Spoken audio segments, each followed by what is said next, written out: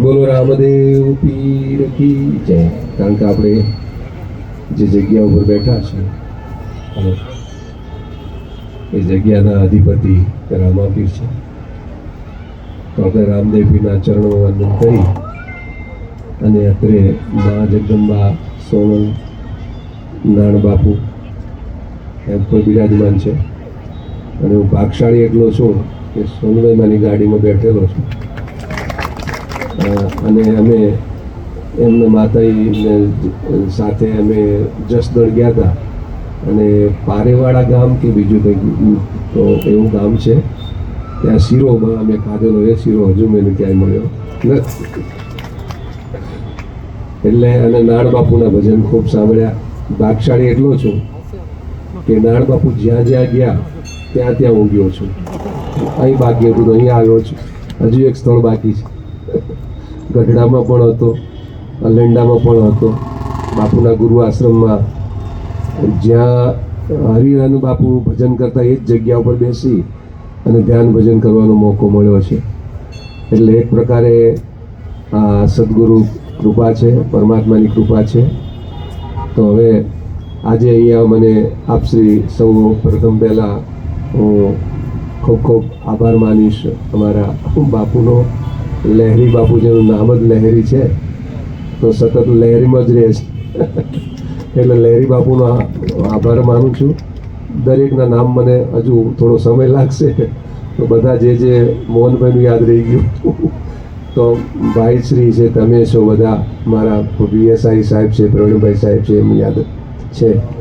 અત્યારે વસરામભાઈ છે, અમારા પાર્થજી છે, મહેશભાઈ છે, બધા મારા વાલા જ છો. અને મારી ઓળખાણ એ છે કે હું તમારો છું, તમે મારા છો. બસ આટલી મારી ઓળખાણ છે. ભજન સિવાય કંઈ ગમતું નથી, પણ ઘણી જગ્યાએ કંઈક કરવું પડતું હોય છે. નથી કરવું છતાં કંઈક કરવું પડતું હોય છે. અને એને અકર્મ સ્થિતિમાં કહેવાય. કારણ કે ઈચ્છા ના હોય છતાં, અને ઈશ્વરની ઈચ્છા હોય, કોઈ કાર્ય એવા હોય જે ના કરવાના હોય પણ કરવા પડે છે. પણ એ ધર્મ માટે, અધર્મ માટે નહીં. ધર્મ માટે જ્યારે કાર્ય કરવા પડે ત્યારે એ કર્મ છે, એમાં પાપ પણ નથી, પુણ્ય પણ નથી. તો નાણ સ્વામી અને બાપુ એની વાત તો હવે હું મારા નાના મોઢે કેવી રીતે કહી શકું. નારાયણ હું તુજ નમો ઈણ કારણ હરિયાજ, જીણ દીણા જગ છંડણો તીણ દીણ તે સો કાજ. કારણ કે તમે જે કાર્ય ઉપાડ્યું છે આ બધા હીરા છે. કારણ કે લાખો માણસો ઇમ્પોર્ટન્ટ નથી. લાખો માણસ ભેગા થાય પણ એ બીજી મોજ લેવા ભેગા. અહીંયા જે છે બધા હંસ છે અને એને મોતીડા ચરવા માટે આવ્યા છે. એટલે આપ સર્વને મારા નતમસ્તક વંદન છે. આપ સર્વને બધી માતાજીઓ છે, મારી માતાજીઓ છે બધી. મારે તમે જ્યારે મને ચાંદલો કરતા હોય ને એટલે હું કલ્પના કરું છું મારી ખોડિયાર છે, મને ચાંદલો કરીએ છીએ. અને જ્યારે મારી પૂજા થતી હોય તો ભગવાન શિવને યાદ કરું છું. આ મારી પદ્ધતિ સમજાવું છું. ત્યારે હું શિવને યાદ કરું છું અને કહી દઉં કે આ પૂજા મારી નથી, આ તારી છે. કારણ કે તારા નામ ઉપર છે. કોઈ મનુષ્ય મહાન નથી, મહાન ઈશ્વર છે. પણ અહીંયા જે લહેરી બાપુએ જે લહેરી અથવા તો આ આટલા 79 79 હા લહેર ભારતી બાપુ છે.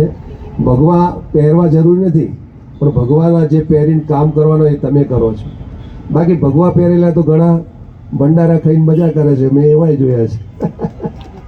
હકીકત કહું છું, આમાં ખોટી કહેવાની જરૂર નથી. પણ મને એટલું થયું છે કે ભાઈ આ લહેરી બાપુને આપણે સપોર્ટ આપવો પડશે. અને આપણે જરૂર પડે તો મને પણ કહેજો, મારી યથાયોગ મદદ હું કરીશ. બરાબર, ભગવાન જે કરાવે તે. પણ બાપુએ આટલું જે ચલ્યું છે એ ખરેખર અદ્ભુત છે. અને હું તો કહું છું અહીં નહીં, બધે આખું કેવડું મોટું કચ્છ છે. કચ્છ કેવડું મોટું છે. અને કચ્છની અંદર તો હું જોઉં છું કે કેટલા બધા સંતવાણીઓ અને ડાયરાઓ કે જે કંઈ થતું હોય છે ને, લાખો કરોડોની ઘોડ ઉડતી હોય છે. પણ જે ભજનનો ભીષ્મ પિતામહ જે નારાયણ, એની તોલે મારી દૃષ્ટિમાં કોઈ ના આવે.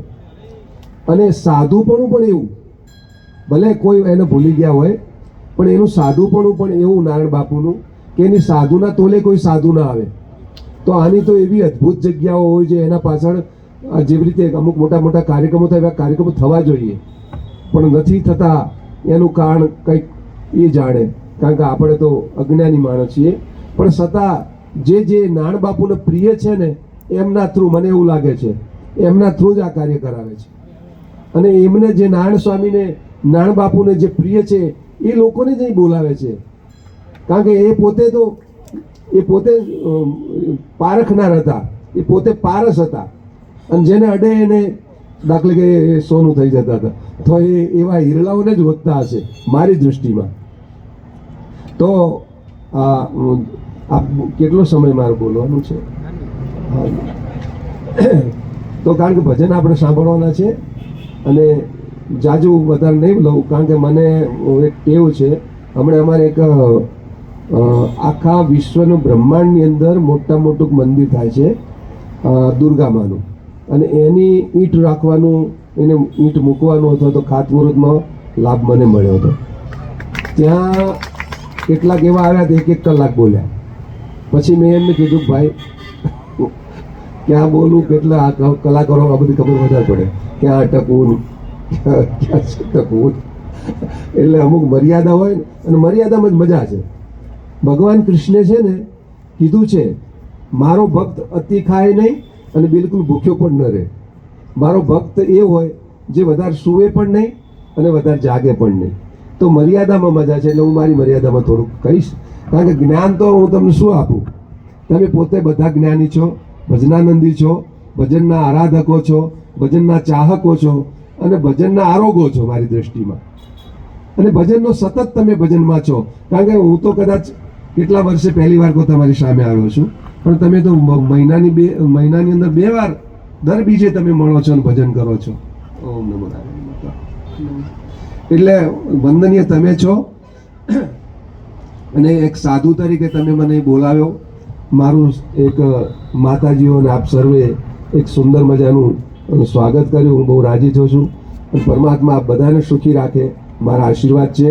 અને પરમેશ્વર સદા સદૈવ આપના પરિવારને પણ સકુશળ અને હસતું ખુશતું રાખે, અને કાયમ માટે આપના પર માતાજી ભગવાનની કૃપા, રામાપીરની કૃપા રહે, એ અમારા આશીર્વાદ છે. એ આશીર્વચન સાથે હવે હું જાજુ નહીં કહેતા, આપને વંદન કરી મારી વાણીને વિરામ આપું છું. ઓમ નમો નારાયણ.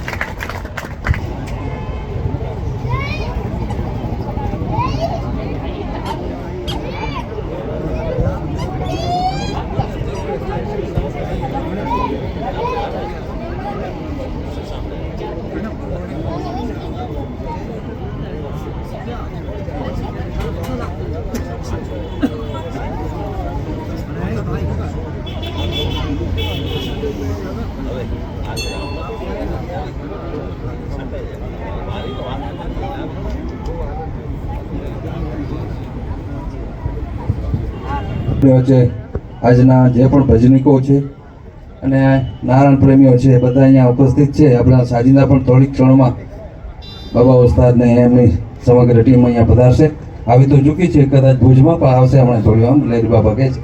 તો ત્યાં સુધી આપણે જેટલા પણ અહીંયા બેઠા છે સૌ શ્રોતાજનો, ભક્તજનોને એક વિનંતી, આપ બધાએ આપણે અહીંયા પ્રસાદ ગ્રહણ કરી લઈએ. પ્રસાદ ગ્રહણ કર્યા પછી આપણે ગજાનંદ ગણપતિના અહીંયા સ્થાપના કરી અને આપણે ભજનના દોરમાં આગળ વધશું.